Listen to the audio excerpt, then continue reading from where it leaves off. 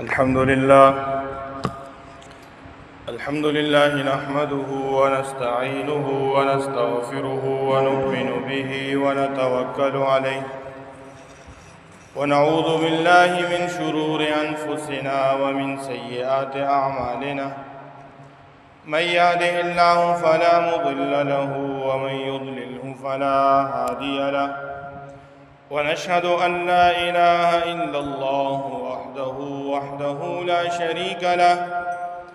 ونشهد أن سيدنا ومولانا محمدًا عبده ورسوله أما بعد فأعوذ بالله من الشيطان الرجيم بسم الله الرحمن الرحيم لقد كان لكم في رسول الله أسوة حسنة وقال تعالى قل إن كنتم تحبون الله فاتبعوني يحببكم الله وقال رسول الله صلى الله تعالى عليه وسلم خيركم من تعلم القرآن وعلمه وقال رسول الله صلى الله تعالى عليه وسلم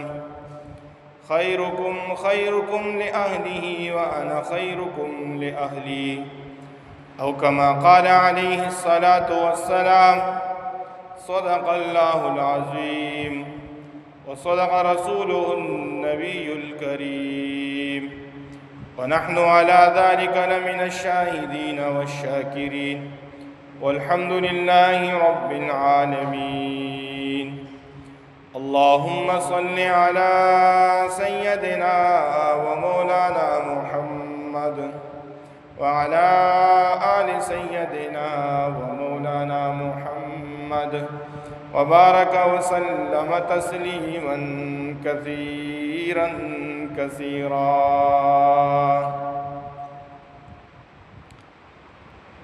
میرے بھائیو دوستو،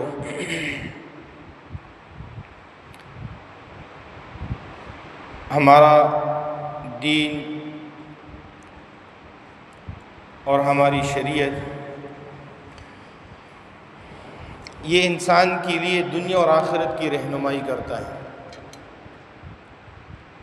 اور اسی دین اور اسی شریعت پر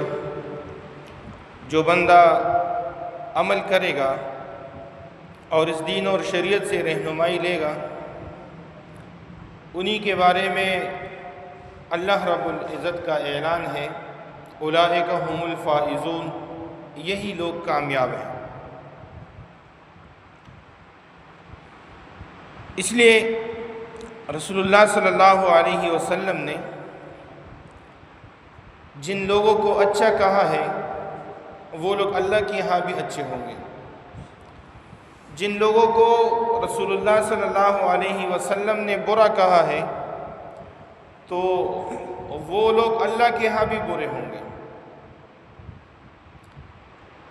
اب ہم کون سے ایسے اعمال شروع کریں کہ جن کی وجہ سے ہم رسول اللہ صلی اللہ علیہ وسلم کے نظر میں بھی بہترین بن جائے اور اللہ رب العزت کی نظر میں بھی بہترین بن جائے۔ اس لیے پچھلے جمعے بھی رسول اللہ صلی اللہ علیہ وسلم کی ایک حدیث عرض کی تھی کہ رسول اللہ صلی اللہ علیہ وسلم نے بہترین کس کو کہا؟ پہلے نمبر پر بہترین بندہ وہ ہے خیرکم من تعلم القرآن وعلمہ، تم میں بہترین وہ ہیں جو قرآن سیکھے اور دوسروں کو سکھائیں۔ اب نبی علیہ السلام نے قرآن والے کو، قرآن کے ساتھ تعلق جوڑنے والے کو اچھا کہا اور بہترین کہا۔ اب جو بھی اپنے آپ کو قرآن سے جوڑے گا وہ اللہ اور اللہ کے رسول صلی اللہ علیہ وسلم کے ہاں بہترین بھی ہوگا اور کامیاب بھی ہوگا، کیونکہ کلام یہ اللہ رب العزت کا کلام ہے۔ ساری کتابیں جو آسمانی ہے وہ کتاب اللہ ہے، لیکن قرآن یہ کلام اللہ ہے۔ اور قرآن کے بارے میں ایک عقیدہ ہے، ہمارا عقیدہ ہے کہ یہ قدیم کتاب ہے، یہ کبھی بھی ختم نہیں ہوگی۔ حضرت امام احمد ابن حنبل رحمۃ اللہ علیہ کے دور میں ایک فتنہ اٹھا کہ وہ قرآن کو حادث کہتے ہیں، حادث کہ یہ ختم ہونے والا، جس طرح میں اور آپ انسان یہ حادث ہے، یہ ختم ہو جائے گا۔ لیکن امام احمد بن حنبل رحمۃ اللہ علیہ کا عقیدہ اور درس یہ تھا کہ یہ قرآن یہ قدیم ہے، کبھی بھی ختم نہیں ہوگا۔ جس طرح اللہ کی ذات قدیم ہے کہ اللہ کی ذات کبھی فنا نہیں ہوگی، اسی طرح یہ کتاب اللہ، کلام اللہ، یہ قرآن یہ بھی قدیم ہے، کبھی بھی یہ ضائع اور خراب نہیں ہوگی۔ اس لیے اس دور کا جو بادشاہ تھا، اس نے حضرت امام احمد بن حنبل رحمۃ اللہ علیہ پر ظلم اور زیادتی شروع کی، اور ایک مرتبہ ایک میدان میں کھڑا کر کے مارنے والے کو حکم دیا کہ جہاں پر اس نے اپنے ازار کو باندھا ہے، شلوار باندھی ہے، آپ اس باندھنے کی جگہ کو مارے تاکہ وہ جس چیز سے اس نے شلوار کو باندھ کے رکھا ہے وہ ٹوٹ جائے اور یہ لوگوں کے ہاں شرمندہ ہو جائے۔ اب وہ وہیں پر مار رہا تھا، لیکن جب اس کی ازار کی جس چیز سے، جیسے ہم ناڑا کہتے ہیں اور ناڑے سے ہم اپنی شلوار کو باندھتے ہیں، وہ ٹوٹنے کے قریب ہو گئی، تو امام احمد ابن حنبل رحمۃ اللہ علیہ نے سر نیچے کر کے کچھ الفاظ کہیں۔ پھر جب امام احمد ابن حنبل رحمۃ اللہ علیہ ان کے ساتھ ان کے شاگرد بیٹھے تو شاگردوں نے کہا کہ آپ نے سر نیچے کر کے کچھ الفاظ کہے، آپ نے کون سے الفاظ کہے اور کیا کہا؟ امام احمد ابن حنبل رحمۃ اللہ علیہ نے فرمایا کہ میری ازار وہ گرنے والی تھی، لیکن میں نے سر نیچے کر کے اللہ کو کہا، اے اللہ اگر میں حق پر ہوں اور یہ کتاب یہ کلام اللہ بھی ہے اور یہ قدیم ہے، کبھی بھی ضائع نہیں ہوگا، تو آج میری عزت کی حفاظت کر لیں، میری عزت کی لاج رکھ لیں، میں شرمندہ نہ ہوں اس محفل میں۔ تو جو ازار میری گرنے والی تھی وہ دوبارہ اپنی جگہ پر مضبوط کھڑی ہوئی۔ تو کلام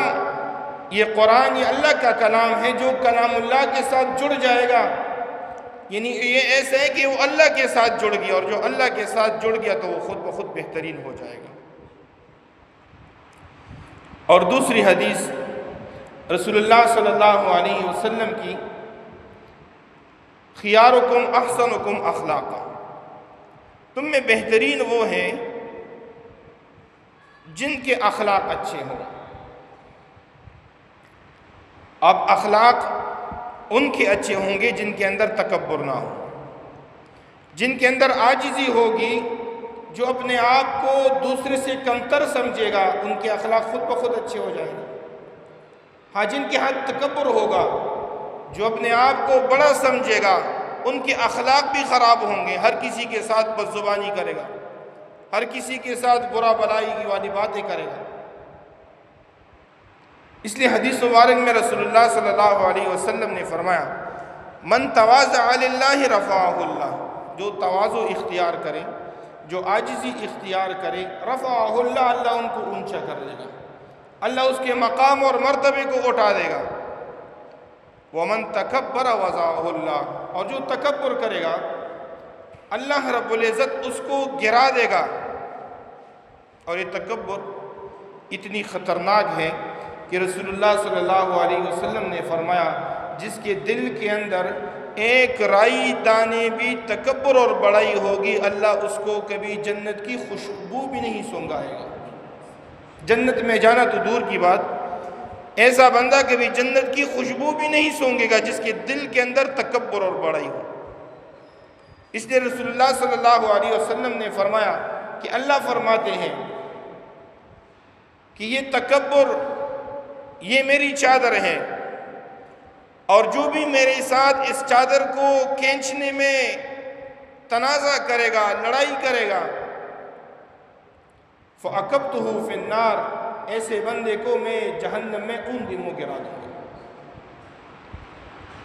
اس لیے بڑے لوگ آئے، انہوں نے تکبر کیا، قوم عاد اور قوم سمود آئی، ایسے طاقتور، لیکن تکبر میں آ کر کہنے من اشد منا قوہ، ہم سے کوئی طاقتور ہو سکتا ہے؟ اللہ نے ایسی ہوا بھیجی کہ اتنے طاقتور لوگ، ان کو ہوا نے اٹھایا، ایک دوسرے کے ساتھ ٹکرایا، اور وہ مر کر کے گر گئے۔ اللہ نے خود فرمایا کأنہم اعجاز نخل خاویہ، جیسے کھجور کے تنے، اب کھجور کا تنا کتنا لمبا اور بڑا اور موٹا ہوتا ہے، اللہ نے فرمایا ایسے پڑے ہوئے تھے جیسے کھجور کے تنے، لیکن اسی تکبر کی وجہ سے، اس لیے حضرت لقمان علیہ السلام نے جب اپنے بچے کو نصیحت کی تو نصیحت میں یہ فرمایا کہ آپ زمین پر جب چلے تو آہستہ آہستہ چلیں، عاجزی کے ساتھ چلیں۔ إِنَّكَ لَن تَخْرِقَ الْأَرْضَ وَلَن تَبْلُغَ الْجِبَالَ طُولًا، تیرے پاؤں اتنے مضبوط نہیں کہ تو زمین کو پاڑ سکے۔ اس زمین کو بنانے والا اللہ ہے، اللہ کہتا ہے کہ اس زمین کو تو پاڑ نہیں سکتا کہ تم تکبر میں چلو، اور تم سینہ چوڑا کر کے، گردن چوڑا کر کے چلتے ہو۔ وَلَن تَبْلُغَ الْجِبَالَ طُولًا، تم اس گردن کو جتنا بھی چوڑا کر لو، سینے کو جتنا بھی چوڑا کر لو، تجھ سے بڑے بڑے پہاڑ اللہ نے بنائے ہیں، اس پہاڑ کی لمبائی تک تو کبھی بھی نہیں پہنچ سکتا۔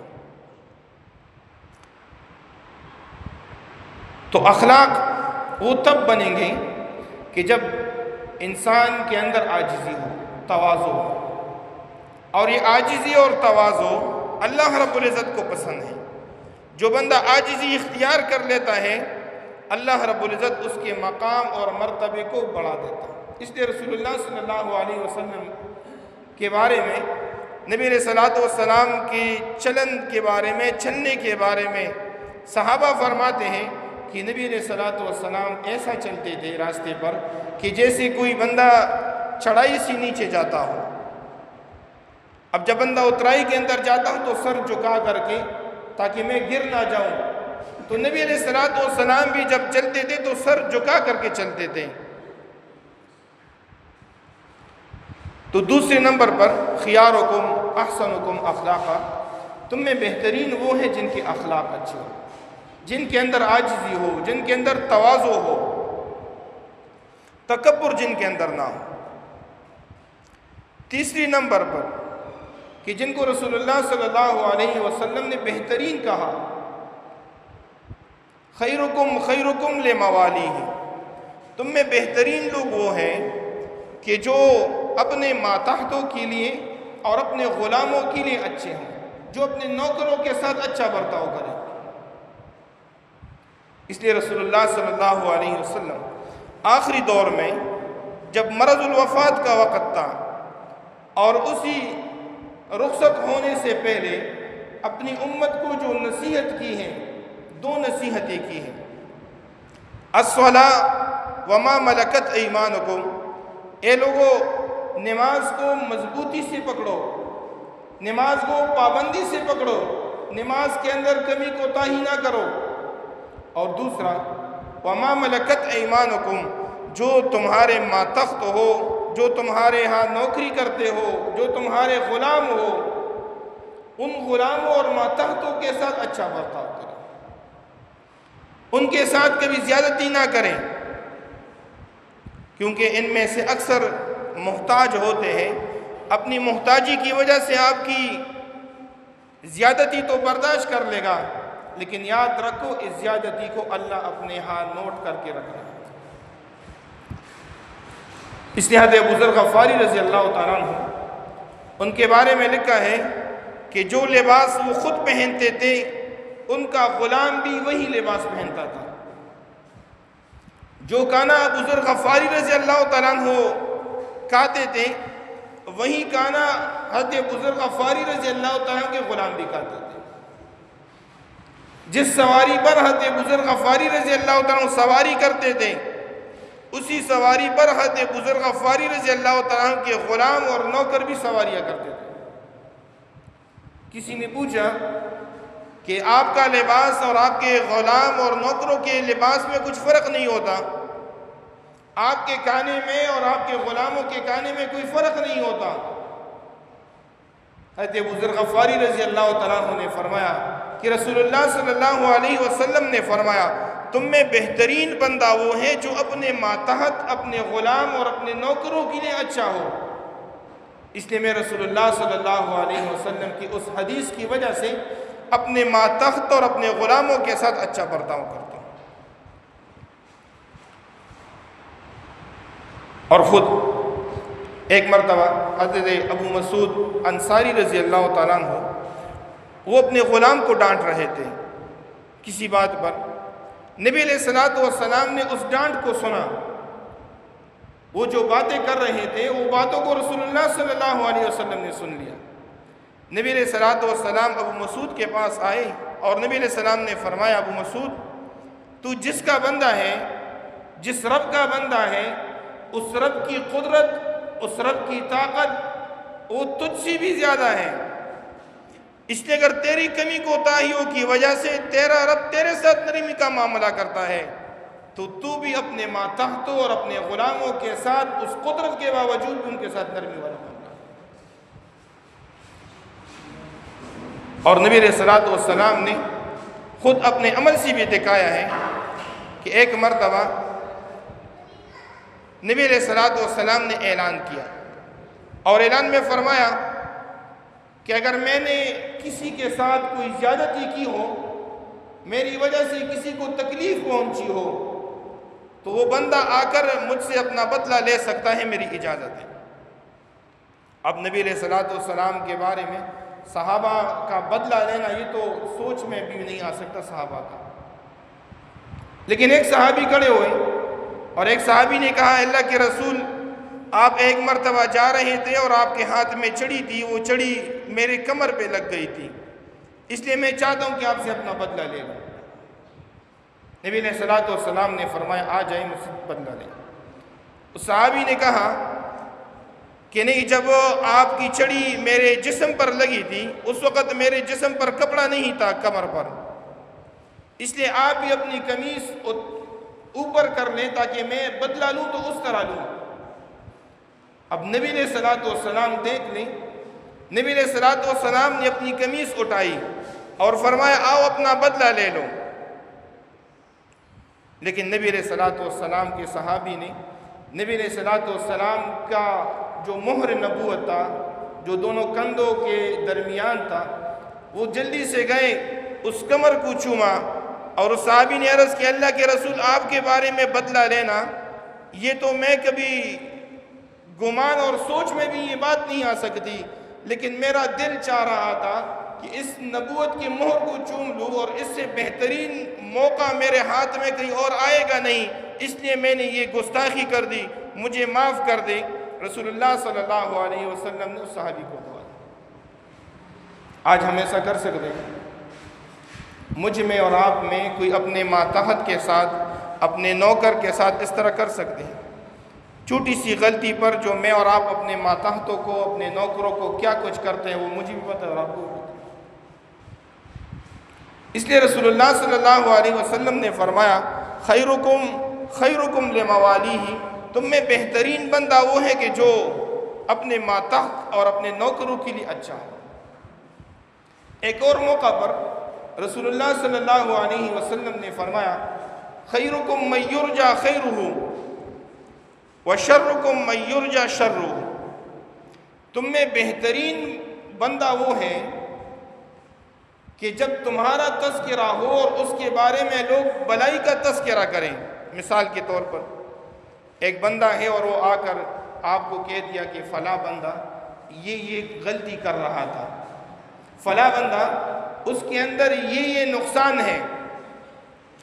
لیکن اس کی بلائی اتنی ہو، اس کی نیکنامی اتنی ہو کہ دوسرا بندہ اس کی اس خرابی کو تسلیم ہی نہیں کرتا. وہ جی فلاں بندہ ادھر چوری کر رہا تھا، اور آپ کہا کہ نہیں یہ تو ہو ہی نہیں سکتا. یعنی اس نے اپنے کردار سے، اس نے اپنے معاملات سے اپنا ایک ایسا نام بنا کے رکھا ہو کہ اس کے بارے میں کوئی غلطی کا گمان بھی نہیں کر سکتا. وَشَرُّكُمْ مَن يُرْجَى شَرُّهُ، اور ایک بندہ آ کر آپ کو کہا کہ بھائی یہ فلاں بندہ بڑا نیک بندہ ہے، یہ فلاں بندہ بڑا اچھا بندہ ہے، لیکن اب اس نے اپنے کردار کو اتنا گرایا ہے کہ کوئی بندہ اس کی خیر کے بارے میں کسی سے بات سننے کے لیے بھی تیار نہ ہو. ہر کسی کے ساتھ بد زبانی، ہر کسی کے ساتھ ظلم اور زیادتی، ہر کسی کے ساتھ دھوکہ اور فراڈ. اب اگر کوئی بندہ اس کی طرف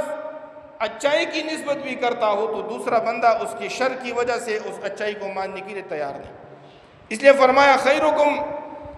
من یرجی خیرہ، کہ جس کی طرف خیر دوڑ کے جاتا ہو، جس سے صرف خیر کی امید رکھی جاتا ہو، یہ بندہ بڑا اچھا ہے. وشرکم من یرجی شرہ، اور جس سے صرف شر کی امید کی جاتی ہو، تو نبی علیہ الصلوۃ والسلام نے فرمایا یہ بندہ بہت ہی برا بندہ ہے. ایک جگہ پر رسول اللہ صلی اللہ علیہ وسلم نے فرمایا خیرکم المدافع عن عشیرتہ ما لم یأثم، تم میں بہترین بندہ وہ ہے کہ جو اپنے خاندان کے ساتھ کھڑا ہو. آپ کے خاندان پر کوئی سختی آ گئی، آپ کے خاندان پر کوئی تکلیف آ گئی، آپ کے خاندان پر کوئی مشقت کے حالات آ گئے، اس مشقت کے حالات میں آپ نے خاندان کے ساتھ کھڑے رہنا، یہ رسول اللہ صلی اللہ علیہ وسلم نے فرمایا یہ بڑا بہترین بندہ ہے. لیکن شرط یہ لگائی ہے ما لم یأثم، جب تمہارا خاندان اور تمہارا نسب والے وہ گناہ پر کھڑے نہ ہو. دو بندوں کی لڑائی ہے، ایک آپ کا بھائی اور دوسرا آپ کا کچھ بھی نہیں. آپ کا بھائی مظلوم ہے تو مظلوم کے ساتھ کھڑے رہنا، یہ رسول اللہ صلی اللہ علیہ وسلم کا حکم ہے کہ اپنے بھائی کے ساتھ کھڑے ہو جاؤ. ایک بندہ آپ کا بھائی بھی ہے لیکن ظالم ہے، اس ظالم کے ساتھ باوجود آپ کے بھائی ہو جو بھی ہو، رشتہ دار ہیں، لیکن رسول اللہ صلی اللہ علیہ وسلم نے اس ظلم کی وجہ سے، اس کے ظالم ہونے کی وجہ سے آپ پھر بھی اس ظلم کے باوجود اس کے ساتھ کھڑے ہو گئے اور آپ کو موت آ گئی، تو رسول اللہ صلی اللہ علیہ وسلم نے فرمایا لیس منا من مات علی عصبیت، جو کسی عصبیت کی بنیاد پر مر گیا ان کا ہمارے ساتھ کوئی تعلق نہیں. ہاں کسی مشکل حالات میں اپنے خاندان کے ساتھ کھڑے رہنا. اس لیے تو رسول اللہ صلی اللہ علیہ وسلم کے دور میں ایک عورت تھی جس کا نام تھا فاطمہ، اس نے چوری کی. اب رسول اللہ صلی اللہ علیہ وسلم کے ہاں معاملہ پیش ہوا. اب اس وقت تو حکم تھا کہ جس نے چوری کر دی ہاتھ کاٹ دو اس کا. کچھ لوگ آئے اور کچھ لوگوں نے رسول اللہ صلی اللہ علیہ وسلم کو سفارش کی کہ آپ ان کو ہاتھ کاٹنے کے جو جرم ہے اس سزا سے ان کو بری کر لیں. نبی علیہ الصلوۃ والسلام غصے میں آئے اور نبی علیہ الصلوۃ والسلام نے فرمایا یہ تو فاطمہ ہے، اگر یہ فاطمہ بنت محمد بھی ہوتی، یعنی اگر یہ میری سگی بیٹی بھی ہوتی، تب بھی اگر یہ کوئی ایسی حرکت کرتی اس کا ہاتھ کٹ جاتا. تو خاندان کے ساتھ کھڑے ہونا، یہ نبی علیہ الصلوۃ والسلام نے فرمایا یہ ان کی بہتری کی علامت ہے. لیکن شرط یہ ہے کہ خاندان گناہ پر کھڑا نہ ہو، خاندان ظلم کے ساتھ نہ کھڑا ہو. اگر وہ اب خاندان کے اندر کوئی بندہ نقصان کر گیا، خاندان کے اندر کوئی بندہ کوئی تکلیف اس پہ آ گئی، کوئی مشقت کے حالات پہ اس پہ آ گئی، تو خاندان کے ہر فرد کی ذمہ داری ہے کہ اس بندے کے ساتھ کھڑا ہو جائے، اس مشکل حالات میں اس کا ساتھ دیں. یہ ہر خاندان کے ہر فرد کی ذمہ داری بنتی ہے، اور جو اس ذمہ داری کو پورا کرے گا وہ رسول اللہ صلی اللہ علیہ وسلم کے ہاں بہترین بندہ شمار کیا جائے گا. ایک اور جگہ رسول اللہ صلی اللہ علیہ وسلم نے فرمایا خیرکم من اطعم الطعام، تم میں بہترین لوگ وہ ہیں کہ جو لوگوں کی مدد کریں، جو لوگوں کو کھانا کھلائے، جو مسکینوں اور فقیروں کے ہاتھ بٹائے۔ اس لیے ایک مرتبہ حضرت حسین رضی اللہ تعالیٰ عنہ اپنے غلاموں کے ساتھ بیٹھے ہوئے تھے، کھانا کھا رہے تھے، تو کوئی بندہ آیا محتاج۔ اس نے جب حضرت حسین کو دیکھ لیا کہ یہ تو غلاموں کے ساتھ خود بیٹھ کے کھانا کھا رہے، مجھے کیا دے گا؟ لیکن وہ تو حضرت حسین کی عاجزی تھی، یہ تو ان کا اپنا ایک مقام تھا۔ جب وہ حضرت حسین کے پاس آئے اور کہا کہ ہمارے علاقے کے اندر بہت بڑی تکلیف ہے، کھانے کے لیے کچھ بھی نہیں، قحط کا وقت ہے، آپ ہماری کچھ مدد کر سکتے ہیں تو کر لیں۔ حضرت حسین رضی اللہ تعالیٰ عنہ نے فرمایا، یہ جو فلاں سامنے ڈیر پڑا ہے کھجوروں کا، آپ جتنا بھی لے کر جا سکتے ہیں آپ لے کر اپنے لوگوں کے پاس پہنچائے، ان کی مدد کے لیے لے جائیں۔ اس لیے نبی علیہ السلام نے فرمایا تم میں بہترین بندہ وہ ہے جو دوسروں کے کام آئے، تکلیف کے وقت میں جو دوسروں کا ہاتھ بٹائے۔ اس لیے نبی علیہ السلام نے فرمایا ایک فرشتہ اعلان کرتا ہے، اے اللہ جو تیرے نام پر خرچ کرنے والا ہو ان کے مال میں اور مزید اضافہ کر لے، اور اے اللہ جو تیرے نام پر روکنے والا ہو، تکلیف والا سامنے آیا، ایک محتاج بندہ سامنے آیا لیکن آپ نے کہا جاؤ معاف کرو، فرشتہ بد دعا کرتا ہے، اے اللہ اس کے مال کو ضائع کر لے۔ جو آپ نے فقیر کو دیکھا، آپ نے کسی مسکین کو دیکھا، آپ نے کسی حاجت مند کو دیکھ کر منہ چڑھا دیا تو آپ نے تو منہ چڑھا دیا، لیکن جو آپ کے پاس فرشتہ کھڑا ہے اس فرشتے نے آپ کو بد دعا دی، اے اللہ اس بندے کے مال کو ضائع کر لے، اور آپ نے اپنی توفیق کے مطابق نکال کر کچھ دے دیا، وہ آپ کے پیچھے جو فرشتہ کھڑا ہے اس نے دعا دی، اے اللہ اس کے مال میں مزید اضافہ کر لیں۔ اس لیے رسول اللہ صلی اللہ علیہ وسلم کی بارے میں بار بار یہ بات سامنے آتی ہے کہ نبی علیہ السلام کے پاس جو بھی آیا اور جس وقت بھی آیا ان کو کبھی بھی خالی ہاتھ نہیں چھوڑا۔ تو بہترین بندہ رسول اللہ صلی اللہ علیہ وسلم کے نظر میں خیرکم من اطعم الطعام، جو لوگوں کو کھانا کھلائے، جو لوگوں کو تکلیف کے وقت ہاتھ بٹائے، جو مشقت میں پسے ہوئے لوگوں کو اس مشقت سے نکالنے کے سبب بن جائے۔ ایک اور جگہ رسول اللہ صلی اللہ علیہ وسلم نے فرمایا خیرکم لأہلہ وانا خیرکم لأہلی، تم میں بہترین بندہ وہ ہے جو اپنے گھر والوں کے لیے اچھا ہو، جو اپنے گھر کی عورتوں کے لیے اچھا ہو، یہ سب سے بہترین بندہ ہے۔ وانا خیرکم لأہلی، اور یہ یاد رکھو میں سب سے زیادہ بہترین ہوں اپنے گھر والوں کے لیے۔ اس لیے رسول اللہ صلی اللہ علیہ وسلم کی سیرت میں لکھا ہے کہ نبی علیہ السلام جب گھر جاتے تھے تو عورتوں کے ساتھ گھر کے کاموں میں ہاتھ بٹاتے تھے۔ نبی علیہ السلام اگر کوئی کپڑوں میں کوئی پیوند لگاتے تو نبی علیہ السلام وہ پیوند خود لگاتے تھے۔ اس لیے نبی علیہ السلام کے بارے میں آتا ہے کہ نبی علیہ السلام نے کبھی بھی کھانے کے اندر کوئی عیب نہیں نکالا، اور ہم کیا کرتے ہیں، او جی آج گھی کم ڈالے آج زیادہ ڈالے، آج نمک کم ہے آج نمک زیادہ، آج مرچی کم ہے آج مرچی زیادہ۔ ان عورتوں بیچاروں کو ہم نے اتنی پریشانی کے اندر رکھا ہے کہ جیسے ہم گھر کے اندر چلے جائے تو وہ بیچاریاں کہتی کہ اب آ گیا، بس ہماری شامت آ گئی۔ یہ روگ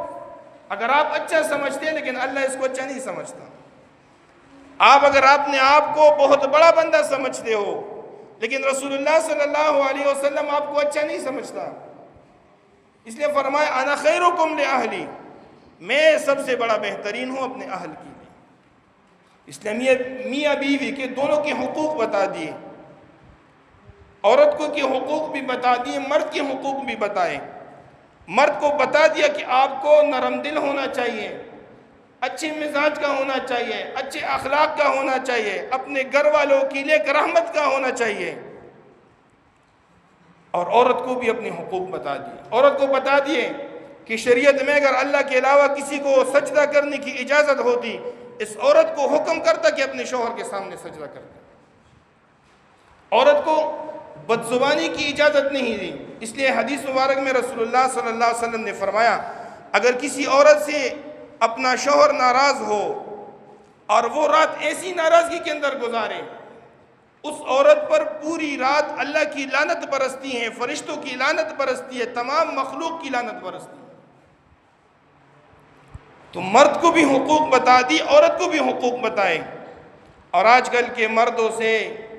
اپنی عورتیں انتہائی پریشان ہیں، یہ سب سن لیں۔